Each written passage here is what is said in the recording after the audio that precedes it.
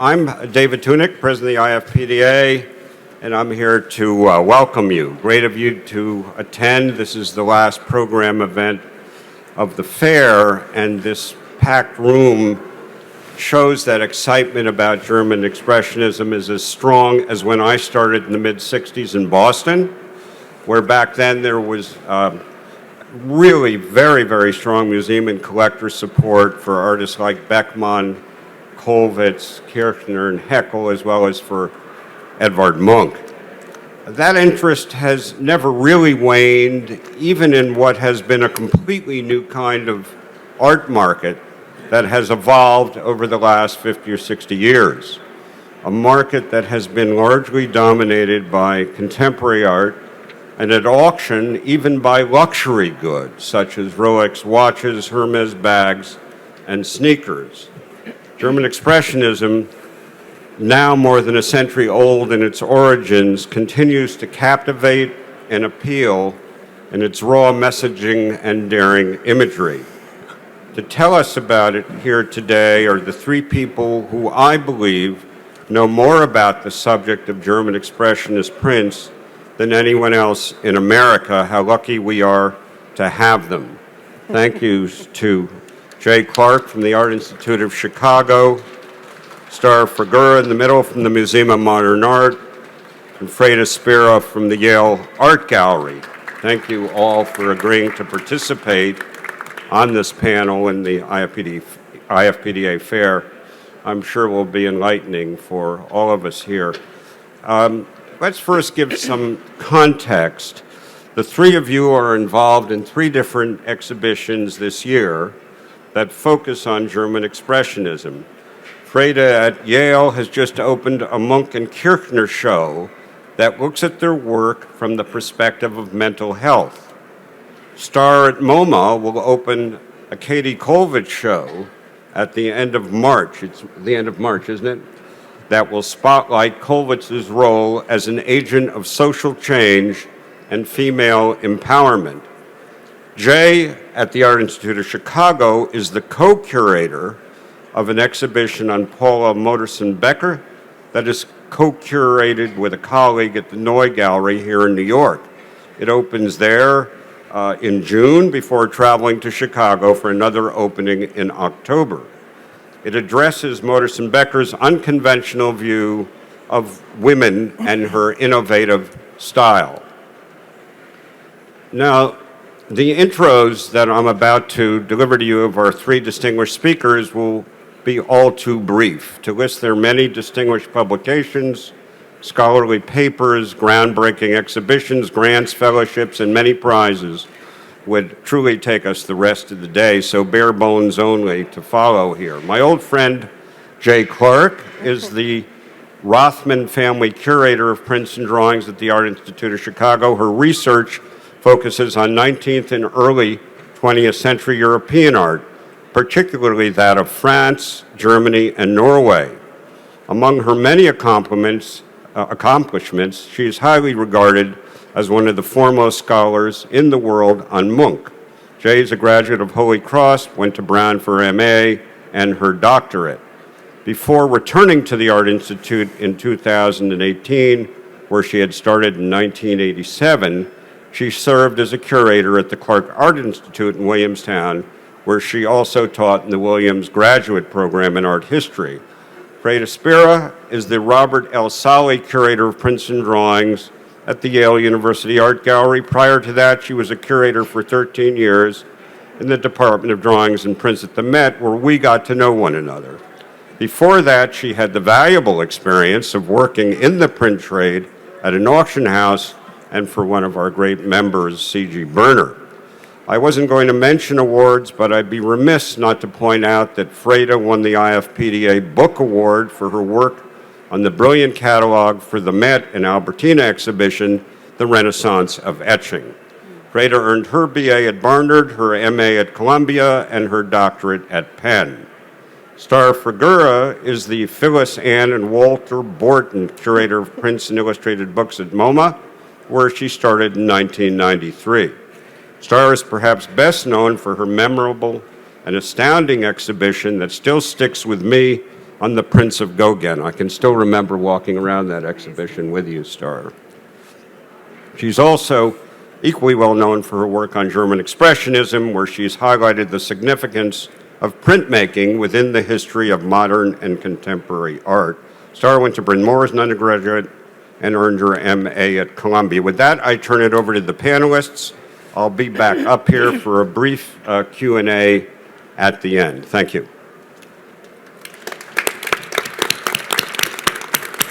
Thank you, David. I just want to say these two women are the real experts, and I'm an interloper, so thank you for letting me into your field for some fun. And I'm really happy that we're able to talk about reframing German Expressionism, and as a true Germanist, it makes me very glad to sort of work through the periods and move forward into history. But I'm just going to give you a little bit of background on the Yale show. This is my first lone show at Yale, and it is, I guess, an experience for me of how to use the university to its greatest opportunities, to find ways to reach across campus and to think about art within a larger context of a university setting. My exhibition really was one of opportunity. I met and got to know Nelson Blitz and Catherine Woodard, who have a great collection of works on paper of prints. They have a collection not only of Munch and Kirchner, but Picasso and Jasper Johns and Kiefer. And I wanted to think about how to do an exhibition around this private collection, but not as a vanity show, more as a way to talk about an aspect, a narrative, to find a thread that could be more eye-opening about the artists than has previously happened in the past, to reframe them in a way that makes sense at this moment in history. And you'll see the slide on the left, the yellow self-portrait of Kirchner smoking, which is in the Nelson Blitz collection. And then compared to it is the self-portrait by Munch that's in the Met. And when I saw those two portraits together, I thought I had to do something that encapsulated their relationship to each other. As I started to dig, it became very clear that Munch, who was a generation older than Kirchner, was very much a presence in the lives of the German Expressionists. He was the bridge from Impressionism to Expressionism, but Kirchner fought very hard against this influence. But in this comparison between these two figures, you can see very much the influence of Munch on Kirchner, both situating themselves as sort of the mad modern artist who are partaking of smoking, which we can thank Pat Berman for her fabulous article in the Art Bulletin talking about how smoking, glamorizing smoking, and how smoking was really an activity of the radical, of the bohemian outsiders of bourgeoisie life, and how both of these artists sought to frame themselves in that community outside of the bourgeois, bucking against social norms. And so this was really the beginning of a seed of an exhibition. Munch and Kirchner met only once in their careers at the Sonderbund exhibition in 1912, which was a moment of great praise for contemporary artists. And Munch was given a huge amount of space and a lot of praise, and Kirchner was given very little space within the group of Die Brücke. But they met and walked through the exhibition together. But from that moment on, Kirchner spent his life really arguing against influence, which is very interesting because they were very much in each other's circles. They had similar friends and patrons.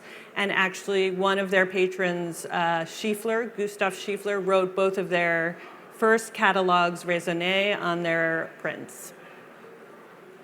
So the first focus of the exhibition is the intersections and divergences in their printmaking.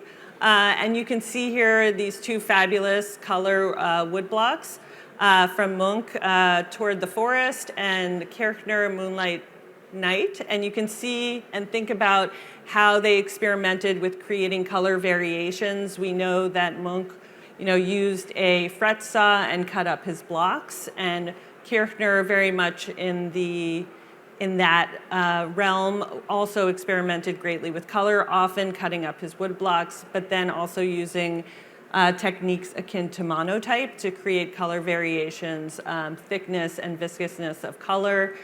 They both spoke about color in very important ways, and that's another way that you can tie these two artists together. They were both avid writers. They wrote letters to their friends and patrons. They also wrote diaries, which they knew would then be translated and published, much like Modersohn-Becker's.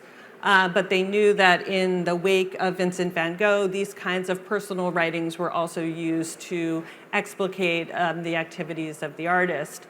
And so we have these wonderful color woodcuts we have variations of, and where the artist Munch returned over the course of 20 years to the same woodblock over and over again to sort of play with mood and color. And just to point out, Munch used professional printers, whereas Kirchner really printed everything himself. And so there's this great divergence in terms of who their market was, how they saw the progress of making a work from design to printing. And so this is something interesting to think about when you look at works like this. As David said, I'm really looking at these artists through the lens of mental health. One of the convergences in their biographies is that both of them suffered with both mental health issues and physical health issues. They also both were abusive with substances. And so I try to think about this in terms of the mental health landscape now and how the language around it has changed so much, and the importance of the rise of the medical humanities, which is very much present in universities. And so I wanted to have Yale as this landscape where we could talk about this aspect of their works. And so in the exhibition, I include both of their series that they completed while they were in treatment. Munch's Alpha and Omega, which is a very strange retelling of the Adam and Eve story, which he really thought would be like a smash hit, but turned out to be a total dud. And the Munch Museum in Oslo has about 800 copies. And then Kirchner created this amazing color woodcut series about Schlemiel and his wondrous journey. And you can see both of them, the male figure here, maybe both avatars of the artist, being tormented by the faces and figures behind them. Alpha by the children and lovers of Omega, and Kirchner by these faces in his mind's eye in his room in the sanatoria. They both were in and out of private clinics and sanatoria, spas. They both had elevated status as white male artists of acclaim. So they were very much part of sort of a society that was elevated and receiving treatment, but in a very different way than people that were in state and city hospitals, like Munch's sister, who because of her gender was in a state hospital, in and out of state hospitals throughout her life. So I tried to bring another lens to the artist so that the programming around the exhibition could focus on mental health. I'm doing a show in collaboration with the Medical History Library at Yale, which is investigating mental health at Yale. And so we're thinking about programming across campus, which has been really exciting. Starr. Thanks, Freyda. I can't wait to see your show. Can everyone hear me? Yeah, okay, great. So we are moving to Käthe Kollwitz, which is an exhibition that opens at MoMA in exactly 6 weeks.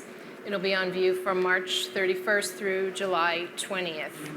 And this exhibition includes 110 works, prints, drawings, sculptures, drawn from 30 public and private collections in North America and Europe. So it will be a concise survey organized roughly chronologically, taking visitors through the milestones in her career as it unfolded in Berlin from the 1890s through the early 1940s. And probably everyone who's here knows she's a towering figure in the history of art. But there hasn't actually been a major museum retrospective of her work in New York City or in New York ever. So this project is long overdue and comes perhaps at an especially and unfortunately relevant time. Kollwitz is renowned for her commitment to an art of social purpose during an era of rapid convulsive change. And she's also celebrated for her draughtsmanship and printmaking prowess. These essential facts, her social commitment and her graphic excellence, will be integral threads in our presentation. So we'll have her monumental statements on social injustice, anchoring different sections, and we'll have key selections of studies and hand-overworked working proofs in order to highlight her creative process. But the primary frame for our show will be her pivotal position as a woman artist and mother at a time of transformational change, who radically centered her imagery on the actions, experiences, and smoldering potential of women. So in this, this female-forward vision is evidenced in the many self-portraits, unflinching, unvarnished self-portraits that she made throughout her career, including this one from 1904, a lithograph made when she was 37 years old and recently emerged as a leading figure in the Berlin art world. And in it, I would argue, she boldly asserts herself as a woman and an artist unfettered by the gendered expectations of her time. Moving on to Charge, where Kollwitz gives us a vision of the propulsive strength and power of women to lead and protest for change. It's one of 7 astonishingly detailed prints in her monumental Peasants' War series, which we'll have in its entirety, published in 1908. Kollwitz based the series on a feudal revolt in the 16th century in order to draw parallels to the economic injustices of her own time. She constructed the narrative of her series so that it hinges, crucially, around the circumstances and actions of women. And so Charge is the central climactic image, and it depicts the legendary figure of Black Anna, who was a leader in the conflict. Kollwitz depicts her with her fists upraised to unleash the fury sown by centuries of oppression of the farm laborers that you see in the background. Kollwitz often distilled vast social problems into images of the pain experienced by women. So we see here in her shockingly visceral representation of maternal love and grief, Woman with Dead Child. She created this etching in 1903, a time when the childhood mortality rate in Germany was around 30%. And so with this image, Kollwitz gave public expression to a primal pain that mothers were meant to suffer in private. And we have to mention that Kollwitz was herself a mother. She had 2 boys who would have been, I think, about 8 and 12 maybe when she made this print, 7 and 11. She actually modeled herself for this work famously, and her son, her 7-year-old son, modeled for the child. And her position, not only as a woman artist in this period when it was basically understood that women could not be a great artist, but also as a mother at a time, think about today how hard it is to be a mother and an artist and a wife at the same time. But she did it, in the 1890s. So it's really a remarkable story, and her ability to visualize the experience of womanhood and motherhood is, I think, the thing that makes her so pivotal and groundbreaking. These are 2 of 6 overworked trial proofs for this important print that we'll have in the show, along with some preparatory drawings. So, and that'll give people the chance to see how her creative process was one of amplifying over time the emotional and political force of her images. Finally, continuing into the 20s and 30s, we'll see Kollwitz highlighting the power of mothers as protectors of children. This was a crucial theme for her, especially after the devastation of World War I and amidst the rising threat of the Nazi Party in the 1920s and 30s. The Mothers on the left is one of 7 woodcuts in her 1922 portfolio, War, which focused on the suffering of women, children, and parents who lost men in the conflict.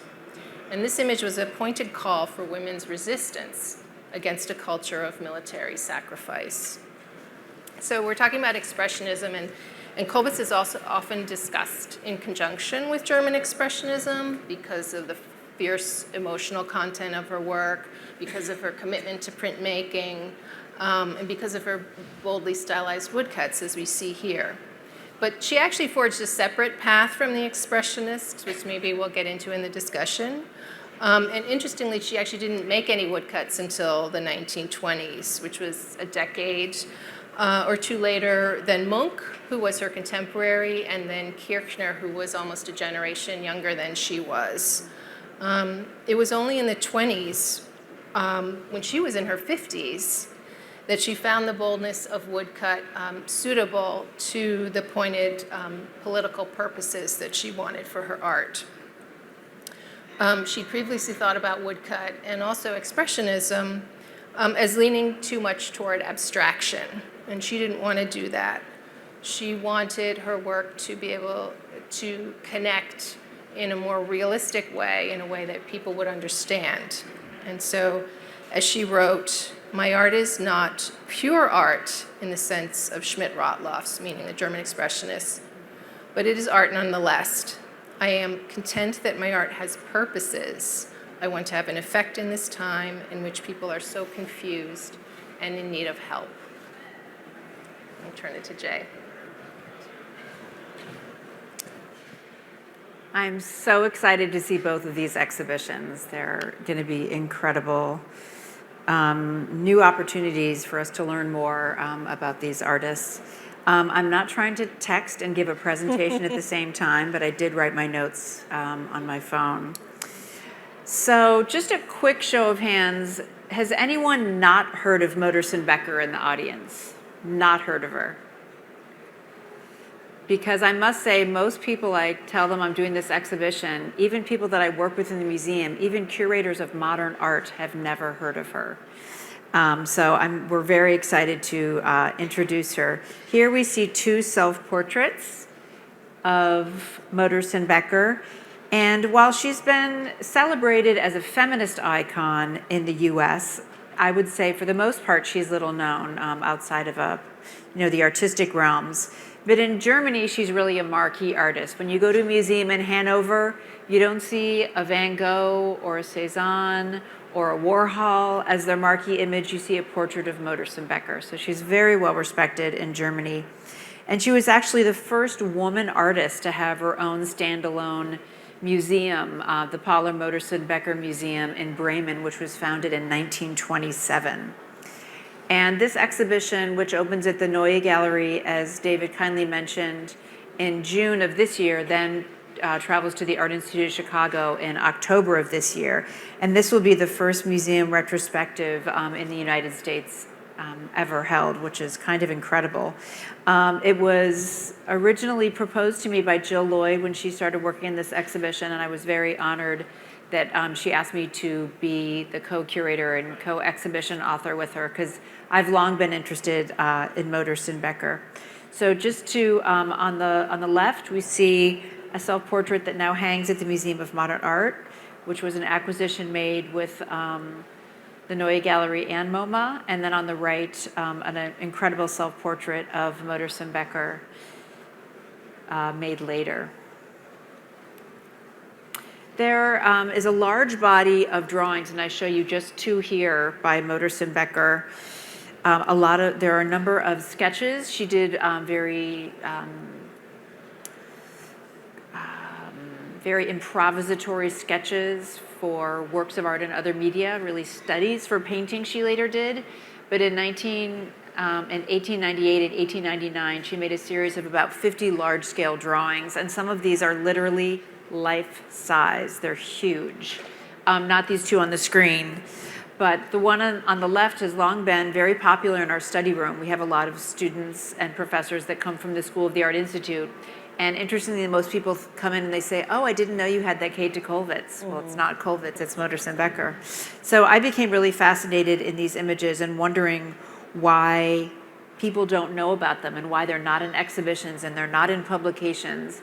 And at first I thought, well, is it this sort of media-based bias against prints and drawings, works on paper of lesser importance? Of course, none of us believe that in this room or in this fair.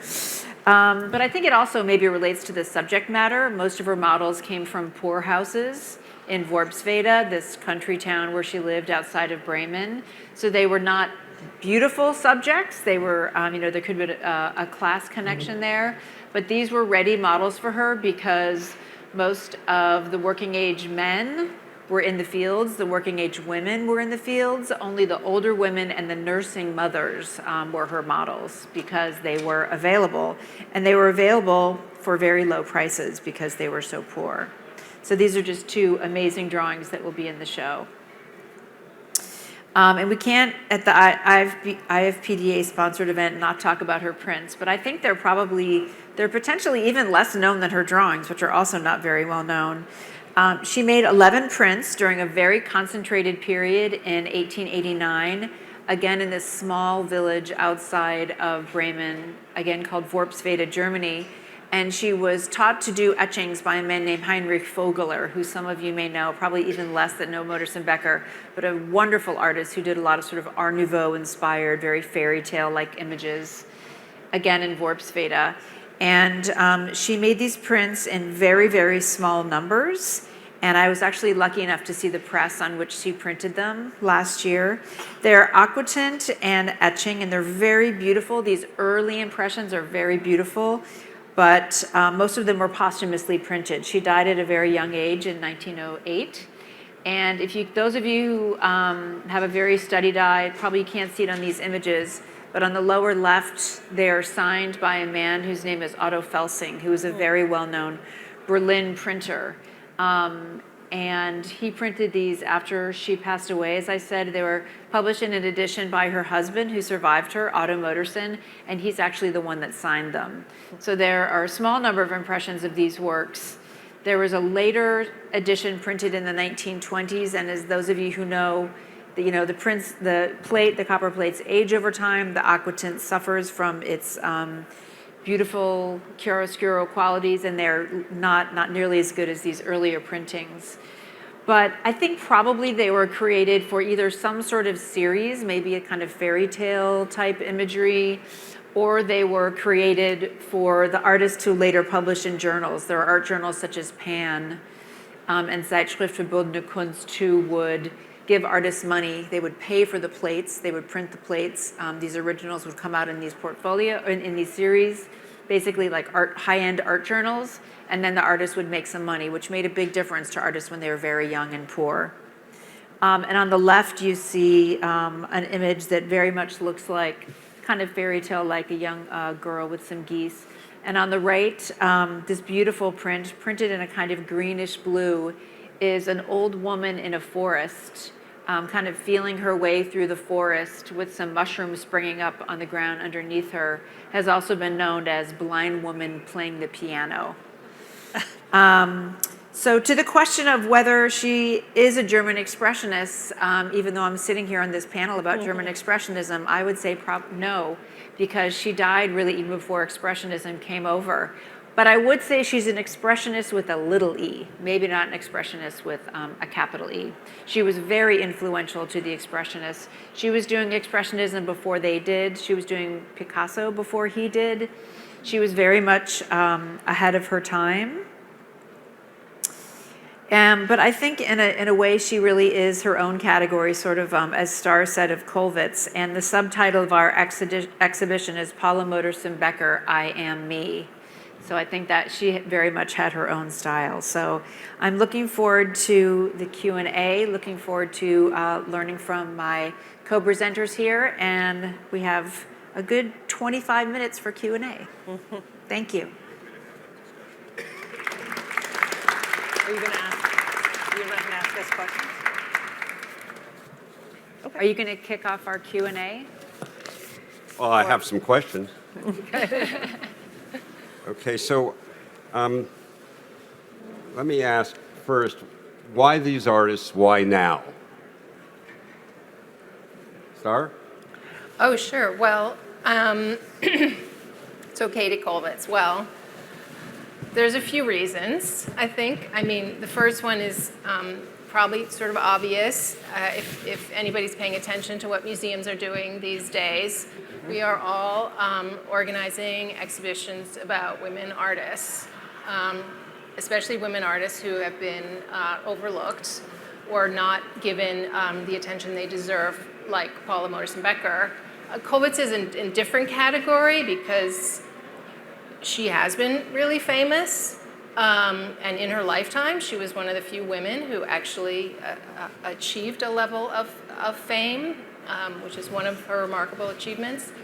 But I think it's time to reintroduce her, both because, as I said, there hasn't been a major museum survey of her work in New York, or even, I would say, like a major loan show of Kollwitz. The last one was in 1992 at the National Gallery. So it's time. And then, of course, you know, as I hinted at, and as everyone I talked to can't help but say, her work just feels so incredibly relevant to what we are all dealing with and going through today. So I think, you know, I can't wait to share it with people and see what comes out of that. Anybody else want to add to that up here? I'll jump in.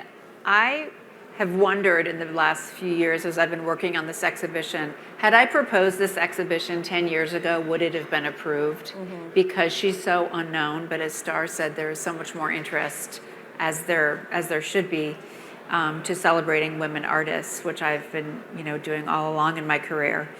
But I think it's an exhibition that has been waiting to happen. The first Paula Modersohn exhibition was organized in 1971, and there's been many exhibitions in the US, many exhibitions that have been proposed but never happened. I don't really know why, but many have been explored. The loans are very difficult. In some cases, we had to go back and negotiate 8 to 9 times for one painting from one museum. And you times that, you know, times 50 or so. It's been very labor-intensive. Museums don't want to let their Paula Modersohn-Beckers go because they are, you know, that's what people come to see. Some of them have condition issues. So I think it's just really luck that it happened now, but I don't kid myself into thinking it's not related to the time. It's definitely way past due for her. And the question of why, she's completely inspirational. I mean, she inspires so many contemporary artists now. She's completely inspirational, I think, to my daughter's generation. My daughter's 17 years old. So I think, although she may not get the advertising funds behind her because she's not a Picasso or a Warhol, I have a Picasso show up at the Art Institute of Chicago now.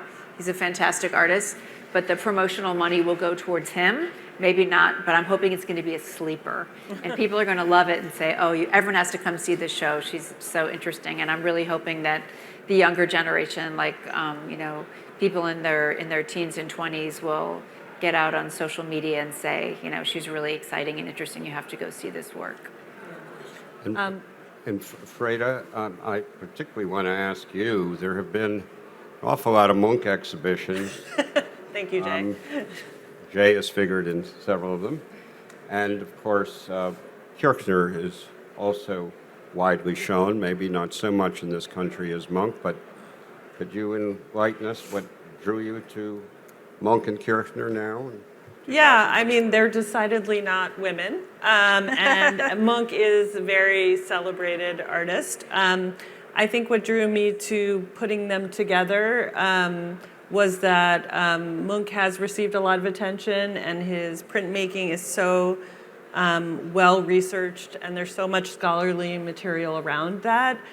Kirchner is much lesser known, especially his lithographs, and much less celebrated. An investigation into his techniques are very basic compared to how we know and understand the technique of Munch.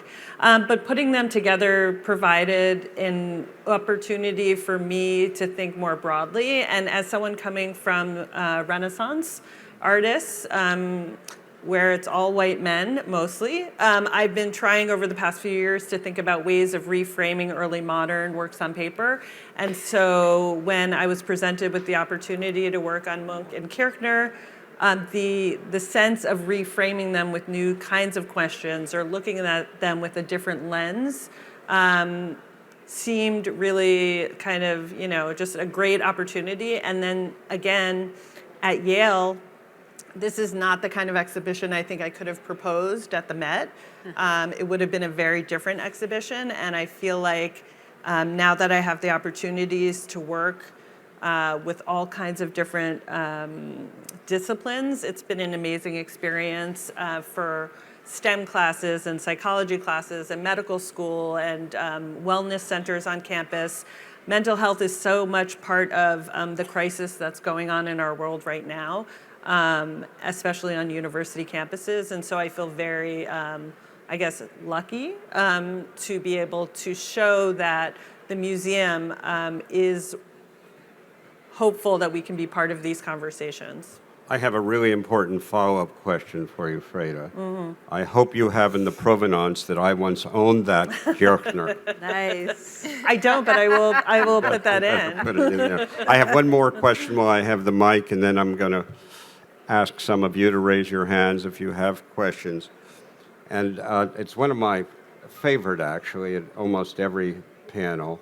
And that is, how did printmaking rank? We really know from Munch, I would say, but for these other artists, and don't neglect to address Munch if you want to, Freyda, but how did printmaking rank for them versus painting and sculpture? Did they consider it at all a third-rate medium? I'll jump in with Modersohn-Becker. As I mentioned, she didn't make a lot of prints. I think she realized relatively early on that it wasn't a media that she had regular access to. She worked mostly in her studio alone, and she would have to work with other people in order to have access to a press. So although she admired prints a great deal and she wrote about them, she was very, she loved Albrecht Dürer, she loved printmaking in general, but for her, I don't think it was an exceptionally important medium. Well, sort of at the other end of the spectrum, Yes. Printmaking was the medium for Kollwitz. There was nothing secondary about it at all.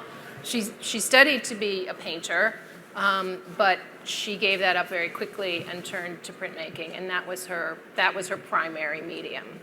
And then her drawings, she made lots and lots of drawings, and some of them are just astonishing. But they're mostly, the vast majority are preparatory to, even however finished they are, they're preparatory to prints. And so to understand her drawings, you really have to look to their relationship to her prints. But printmaking had such a long and important history in Germany, so I think she knew she was engaging with that. I think when she started out, she was very ambitious, and she had her goal to take her rank alongside Dürer and Rembrandt, and that's what she did. And it was also important to her for her work to circulate as widely as possible, and to be accessible to all socioeconomic levels of society. And so printmaking made it possible for her to share her work. Before even photography was as ubiquitous as it would ultimately become over the course of the 20th century, printmaking was the way to do that. Well, let's talk about the economics for a minute. Do you think she was at all driven by the fact that with an etching she would get an edition and she could do the work once and yet sell it 50 times? Sure. Yeah, definitely. But I think she also, she reprinted a lot of her prints, or she allowed them to be reprinted so that they could circulate more widely and at lower price levels. So yes, she wanted to make money, but I don't think that was her primary goal. If I can just jump in the 1920s, as Starr mentioned, she sold her plates at very low prices to printers so they could be reissued.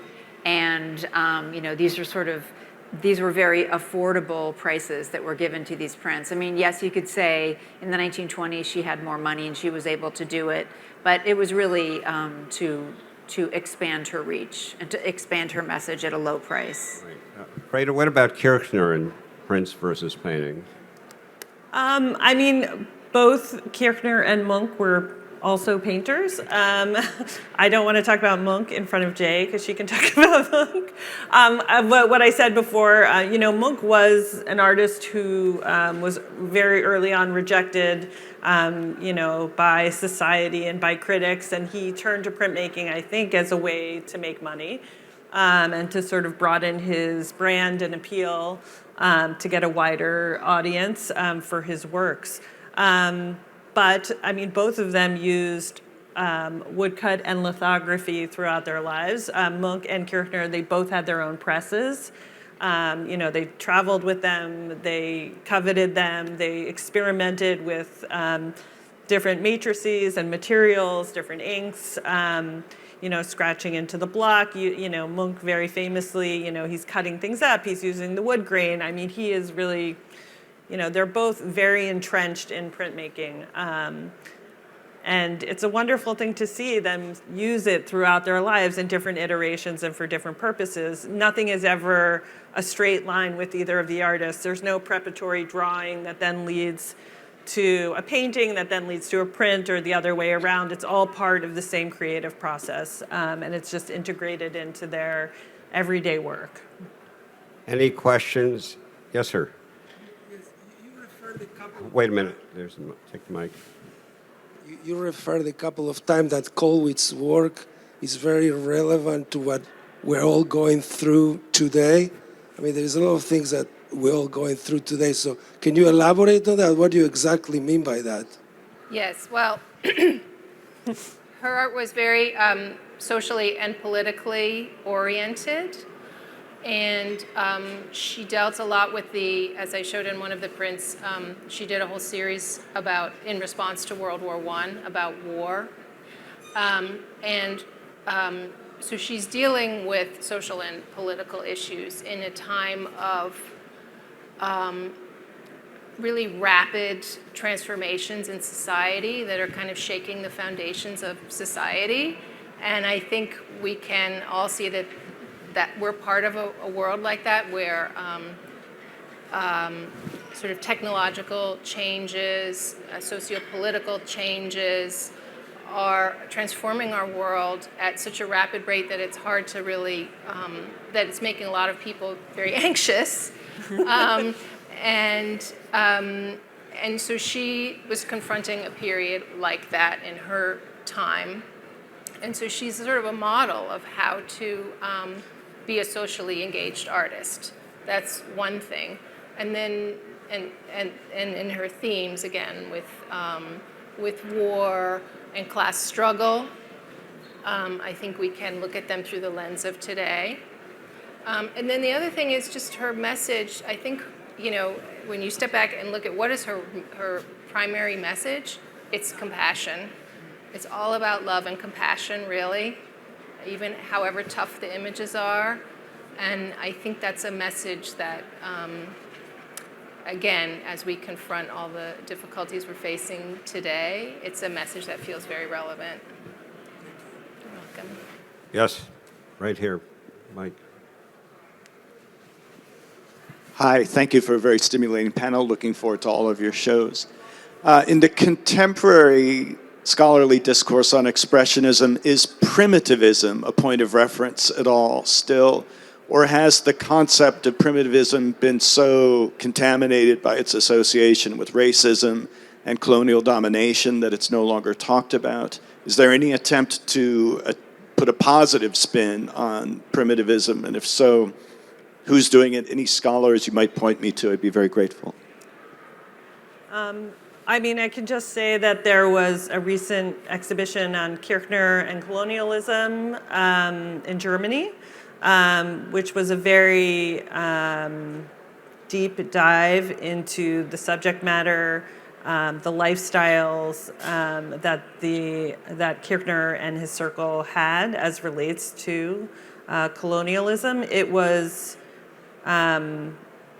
received in a very strange way as sort of like, let's let the art be art and not get all of this baggage. But I think from a scholarly point of view, I think people are trying to confront and openly discuss and give context to the idea of primitivism in works from this period. And when I was reading about Paula Modersohn-Becker, there's a lot of talk about primitivism.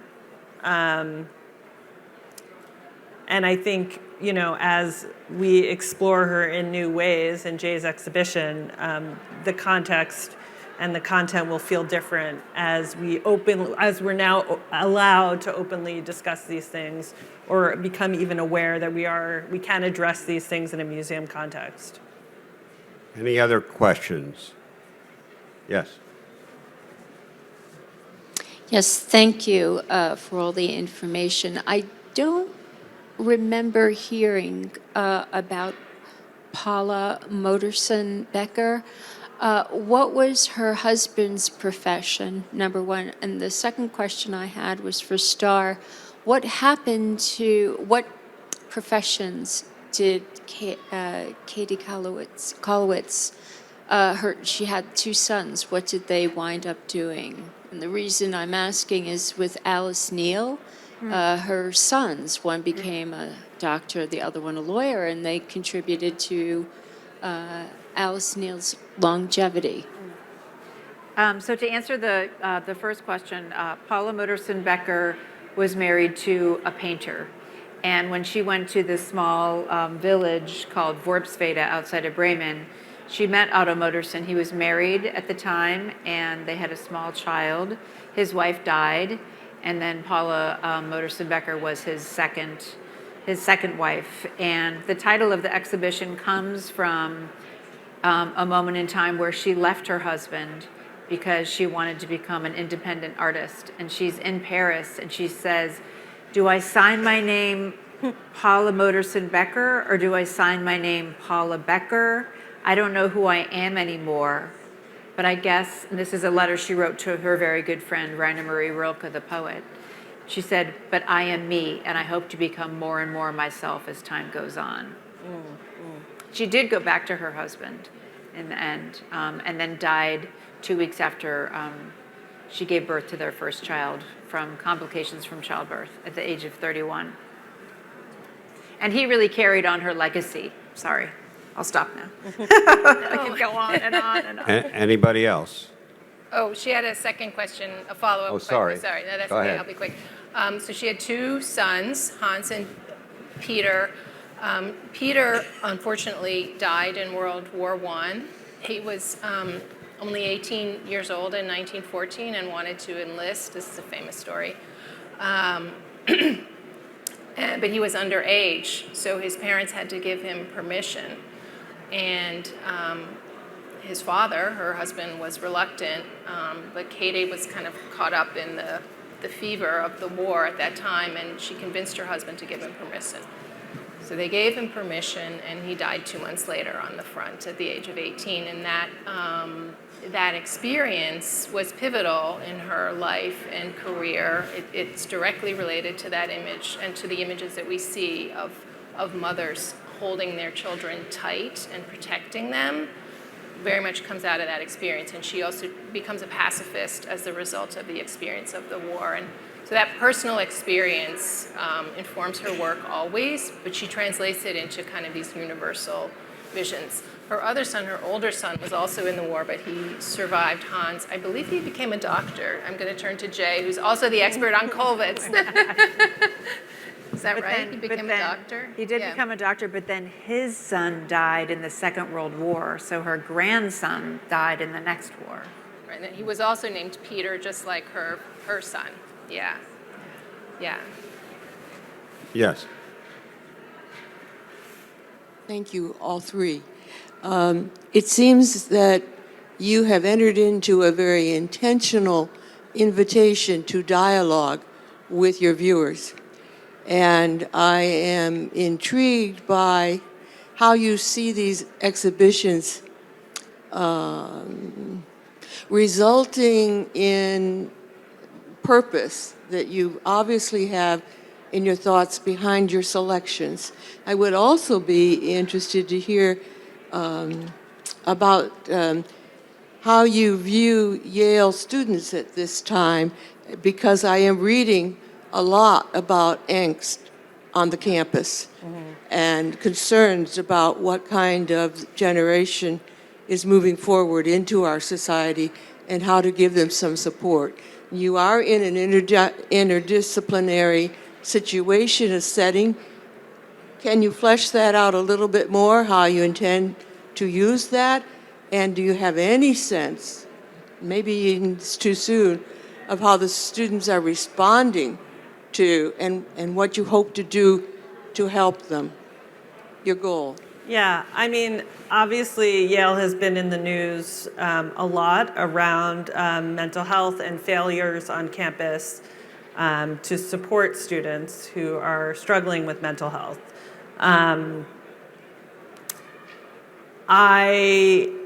What I am trying to do with my working with the Medical History Library, that was an initial attempt to reach out to a different collection on campus so that we could reach different kinds of students that don't normally think about the arts and humanities as being relevant to them.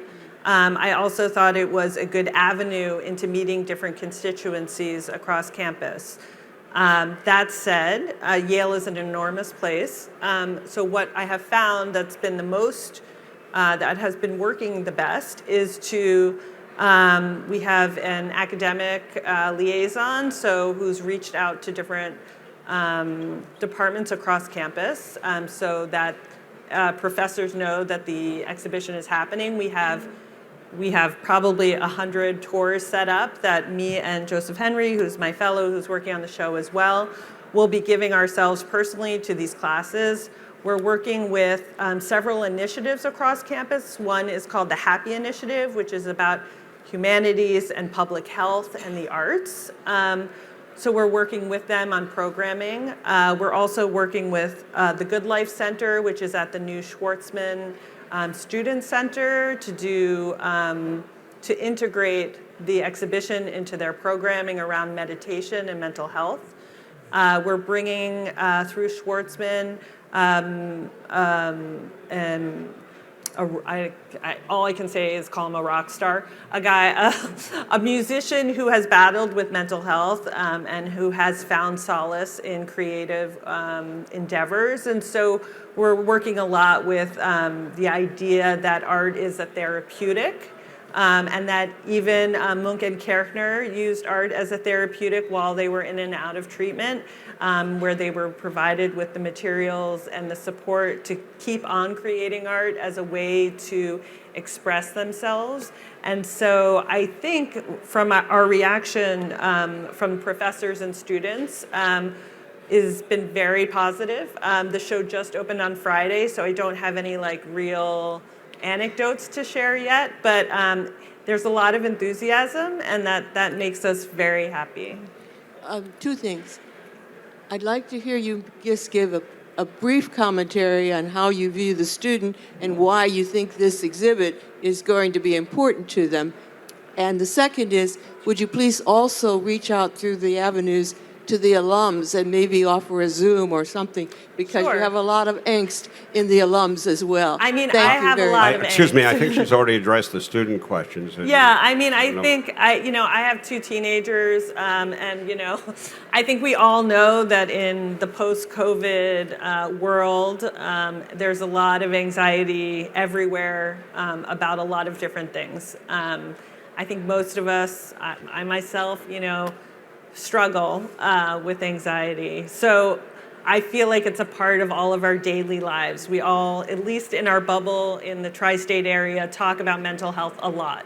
On TV and magazines and books. And so the campus of Yale is no different than the high school that my child goes to. So it's just very much at the forefront. And if I can provide a little bit of solace to anyone who thinks of themselves as alone, then I can show them that they're not, and I can show them that great things can come from exploring your own emotions. As an art dealer, I'm going to Bravo. reserve the right in standing up here to the last question that bears on the market. And that is, why do you think, and we'll have to keep it to just, I'm afraid, something like 3 minutes to be finished on time. Why do you think that the later work of Munch and Kirchner, generally, not for everybody and not for every object, why do you think that they are, or seem to be to many people, less compelling than the earlier work? And Jay, do you want to? I'll start. I'll try that one out. I think a lot of late artists' work, like late Picasso used to be thought of as sort of, he's fallen down. He's not as good as he used to be. And then there was an exhibition here in New York that really raised his late work up to a new level and helped us understand it. I think for Munch, certainly, the farther away he went from his craziness, and I'm putting that very much in quotes, from his sort of mental instability, the farther away he went, people, including himself, thought his art was less interesting. That's definitely not the case. An exhibition I worked on over the summer that was at the Clarke really featured his late work and really praised it. For Kirchner, I think his style definitely changed and became more sort of rounded and more, in a sense, more cubist and layered, and came away from his expressionist style. And I think part of that market is people want to lock him in that moment of like, this is the best Kirchner, 1914 to 1918 or 19, and then he leaves the sort of, and I'm going to shut up because I only have 3 minutes. He leaves the excitement of the city and goes and lives out in Davos, so his art is therefore less important. So I think a lot of it's just a narrative. It's not actually true. It's just a narrative that is built and has somehow been sustained over the years. But we're breaking it down, we hope. Okay, well, thank you for the great discussion and for coming today, and let's all give them a great Thank you. round of applause.